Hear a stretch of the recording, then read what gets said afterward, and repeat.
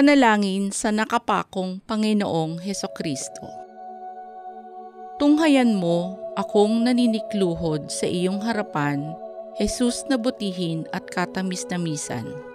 At ako ay dumadalangin at nakikiusap ng may maalab na kalooban upang loobin mong sa aking puso ay buhay na buhay kung madamang nakatitik ang pananampalataya, pag-asa at pag-ibig at ang wagas na pagsisisi sa aking mga kasalanan at ang matatag na pasyang magbagong buhay samantalang nababagbag ang aking loob at nalulungkot ako sa pag-iisip at pagsasaloob ng iyong 5 mga sugat habang aking binabakas ang pangungusap na iyong inilagay sa bibig ni David na propeta mo, para kanyang maipahayag tungkol sa iyo, Jesus na butihin.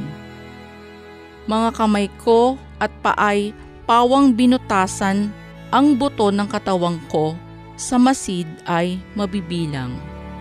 Amen.